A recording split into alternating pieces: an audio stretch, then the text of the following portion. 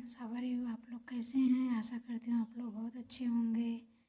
चलिए, अपने ईवीएस की क्लास को मैं लेकर आ गई हूँ। चलिए क्लास को स्टार्ट करते हैं।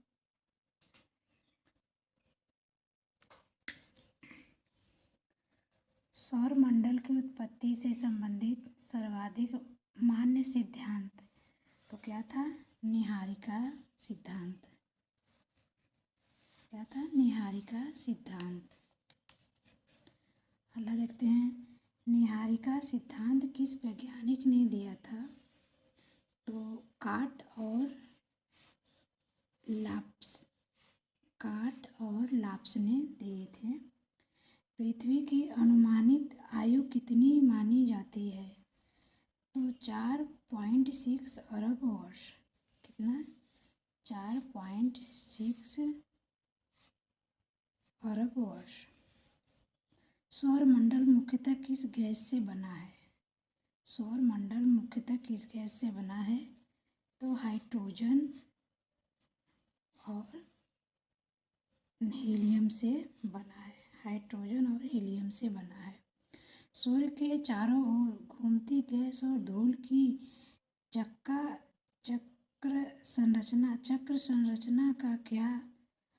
संरचना को क्या कहते हैं? चक्राकार संरचना को क्या कहते हैं? चक्राकार संरचना को क्या कहते हैं? तो इसको कहते हैं प्रोटोप्लानेटरी डिस्क। Protoplanetary disc. पृथ्वी के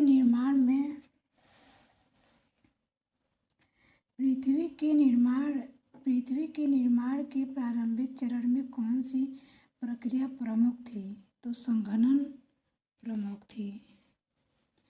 पृथ्वी का प्रारंभिक वायुमंडल मुख्यतः किससे बना था? पृथ्वी का प्रारंभिक वायुमंडल मुख्यतः किससे बना था? तो हीलियम और हाइड्रोजन से बना था। हीलियम और हाइड्रोजन से बना था। प्रारंभिक वायुमंडल से हल्की गैस क्यों निकल गई? तो ये सौर पवन के कारण निकली थी। पृथ्वी की आंतरिक ऊष्मा का मुख्य स्रोत क्या था? तो रेडियो धार्मिक तत्वों का क्षय था। रेडियो धार्मिक तत्वों का क्षय था। पृथ्वी की परतों के विभाजन की प्रक्रिया क्या कहलाती है? पृथ्वी के परतों के विभाजन की प्रक्रिया क्या कहलाती है? तो ये विभेदन कहलाती है। भारी तत्व पृथ्वी के किस भाग से एकत्रित हुई? भारी तत्व पृथ्वी के किस भाग से एकत्रित हुई? तो केंद्रक से एकत्रित हुई। पृथ्वी के केंद्र में मुख्यतः कौन से तत्व पाए जाते हैं? तो लोहा व निकेल पाए जाते हैं। क्या पाए जाते हैं? तो लोहा और निकेल।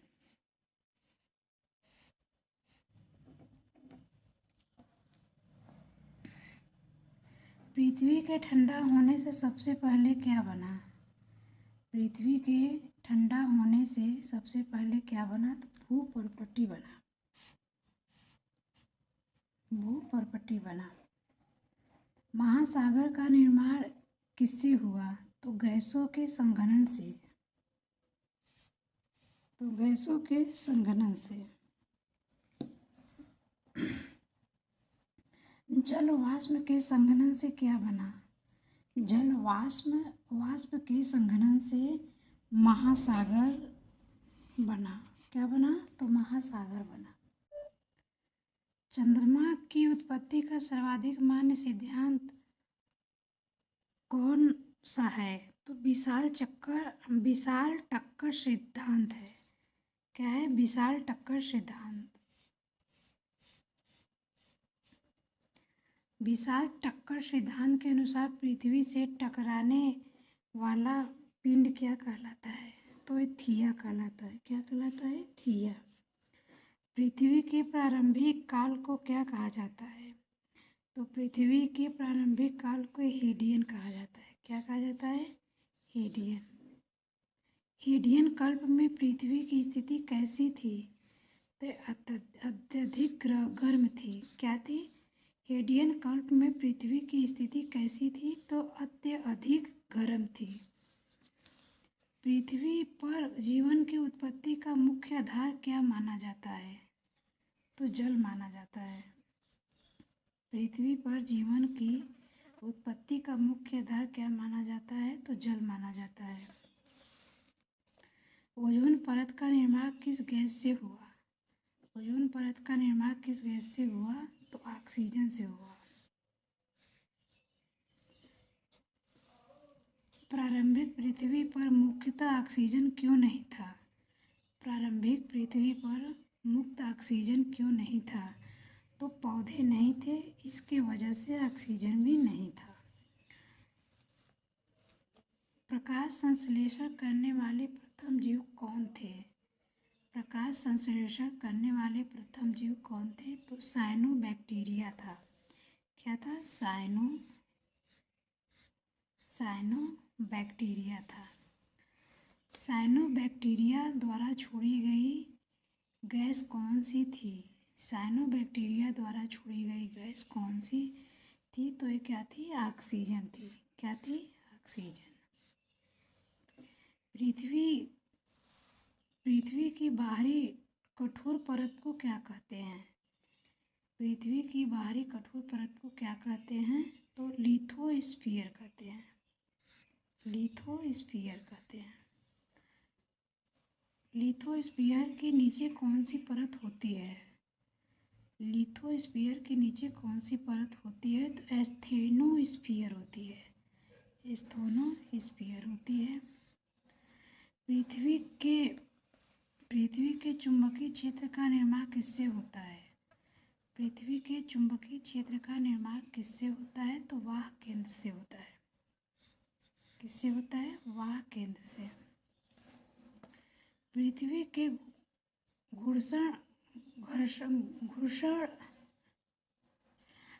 के घर्षण गति प्रारंभ में कैसी थी? पृथ्वी की घर्षण गति प्रारंभ में कैसी थी? तो तेज थी। प्रारंभ में तेज थी। पृथ्वी के निर्माण में सबसे अधिक योगदान किसका था? पृथ्वी के निर्माण में सबसे अधिक योगदान किसका था? तो गैस और धूल का था। किसका था? गैस और धूल का था। सौर मंडल का केंद्र कौन है? सौर मंडल का केंद्र कौन है? तो सूर्य है।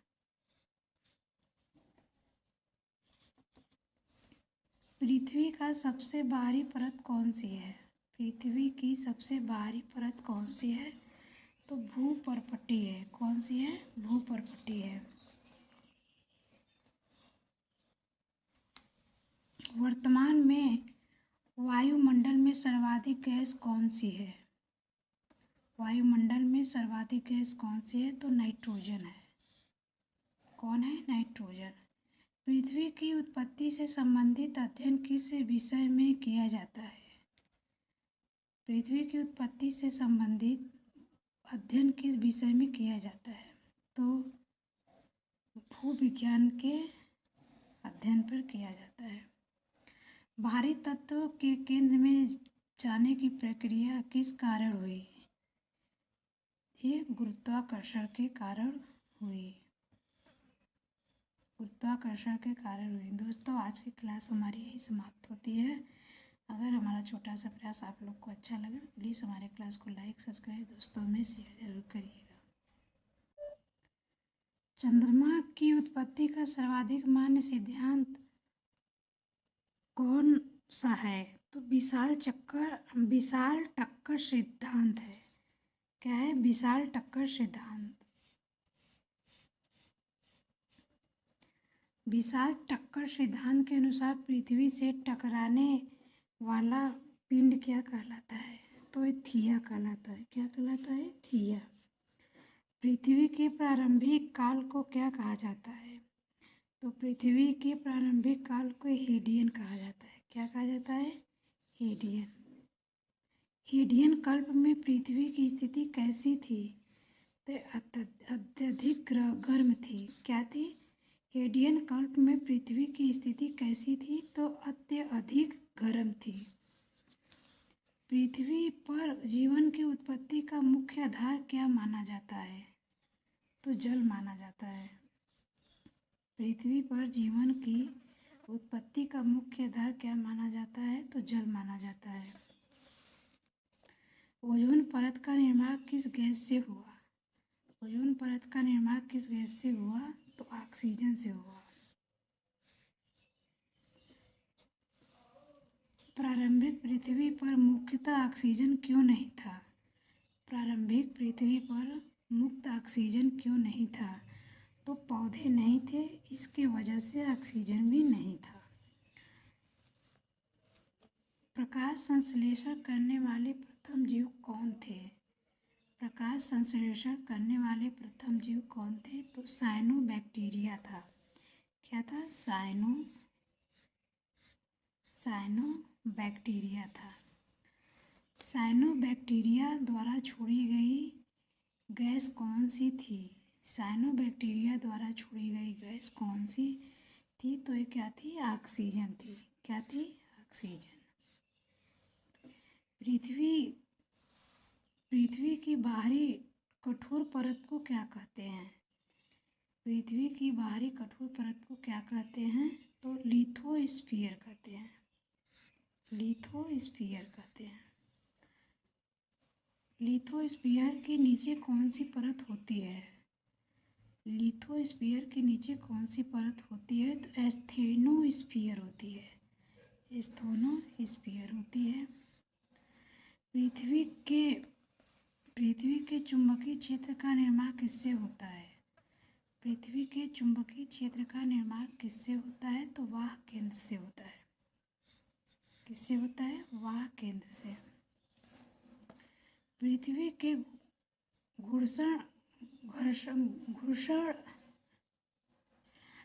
के घर्षण गति प्रारंभ में कैसी थी? पृथ्वी की घर्षण गति प्रारंभ में कैसी थी? तो तेज थी। प्रारंभ में तेज थी। पृथ्वी के निर्माण में सबसे अधिक योगदान किसका था? पृथ्वी के निर्माण में सबसे अधिक योगदान किसका था? तो गैस और धूल का था। किसका था? गैस और धूल का था। सौरमंडल का केंद्र कौन है? सौरमंडल का केंद्र कौन है? तो सूर्य है।